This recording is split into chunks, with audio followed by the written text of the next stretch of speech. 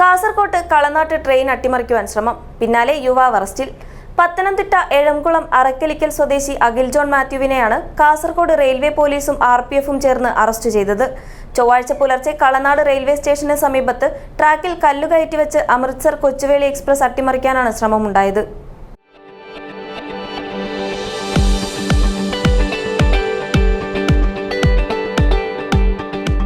കരുതലിന്റെ കാവൽ ഇനി ഇവിടെ. Wintouch multi speciality hospital, Kasaragod.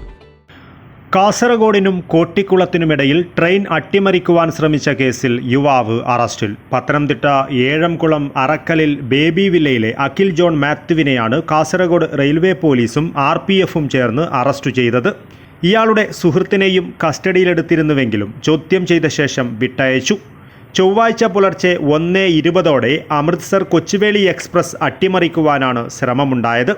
Kalanad railway സ്റ്റേഷന് സമീപത്ത് ട്രാക്കിൽ കല്ലുകയറ്റി വെച്ചാണ് അട്ടിമറിക്ക് ശ്രമിച്ചത്. ട്രെയിൻ കടന്നുപോയപ്പോൾ കല്ലുകൾ ചിതറിത്തെറിച്ചു. ലോക്കോ പൈലറ്റ് വിവരമറിയിച്ചതിനെ തുടർന്നാണ് പോലീസ് സ്ഥലത്തെത്തിയത്. 2 ദിവസത്തോളമായി വീട് വിട്ടിറങ്ങിയവരാണ് പിടിയിലായവർ. അലഞ്ഞു തിരിയുന്നതിനിടയിലാണ് പാളത്തിനു മുകളിൽ കല്ല് കയറ്റി വെച്ചതെന്നാണ് ഇവർ മൊഴി നൽകിയിരിക്കുന്നത്. നവംബർ 8 ബേക്കൽ പൂച്ചക്കാട്ട് വെച്ച് വന്ദേ ഭാരത് എക്സ്പ്രസിന് കല്ലെറിഞ്ഞ കേസിൽ 17കാരനെയും പോലീസ് അറസ്റ്റ് ചെയ്തിട്ടുണ്ട്.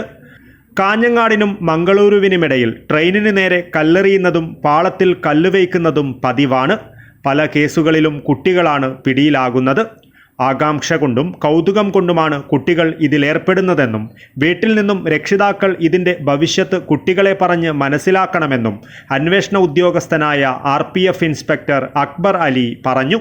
CCTV ദൃശ്യങ്ങളുടെയും മൊബൈൽ നെറ്റ്വർക്ക് കേന്ദ്രീകരിച്ച് നടത്തിയ അന്വേഷണത്തിലുമാണ് 2 സംഭവങ്ങളിലെയും പ്രതികളെയും പിടികൂടിയത്.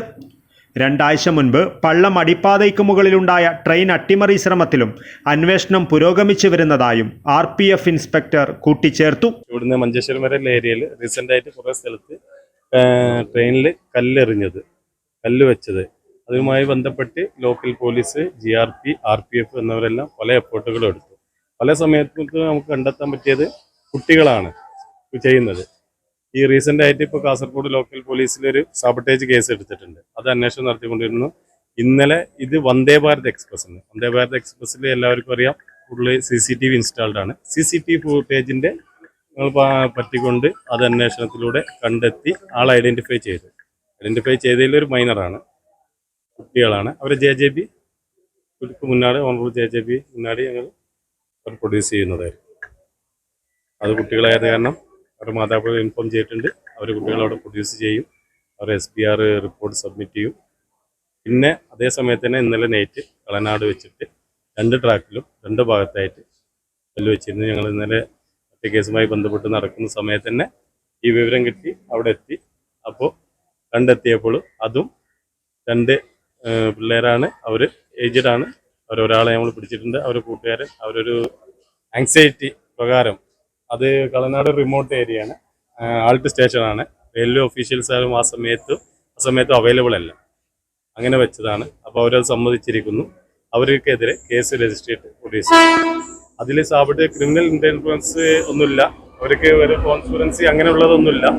എന്നാൽ കൂടെ അവർ കല്ല് വെച്ചാൽ എന്താവും ഉള്ളത്, അപ്പോൾ സൗണ്ട് വരുന്നു. അങ്ങനെയുള്ള വീട് വിട്ടിറങ്ങിയിട്ട് 3 ദിവസമായി. ചങ്ങനാശ്ശേരി പത്തനംതിട്ട സ്വദേശികളാണ്. അവരിവിടെ വന്നിട്ട് 3 ദിവസമായി. അങ്ങനെ കറങ്ങി അടക്കുന്നു. ട്രാക്കിലൂടെ നടന്ന് അവിടെ എത്തിയിട്ട് ഇങ്ങനെ വെച്ചതാണ്. RPF ഇൻസ്പെക്ടർ അക്ബർ അലിയെ കൂടാതെ SI Kathiresh Babu, SI AP Deepak, SHO Rajikumar, SI Prakashan NV, RPF ASIമാരായ Shiju, Vinoj, Ajith Kumar, CPO Sreeraj, CPO Rakesh, GRP CPO Jyothish എന്നിവരടങ്ങുന്ന പ്രത്യേക സംഘമാണ് 2 സംഭവങ്ങളിലെയും പ്രതികളെ അന്വേഷിച്ച് കണ്ടെത്തിയത്. News bureau, Kasaragod.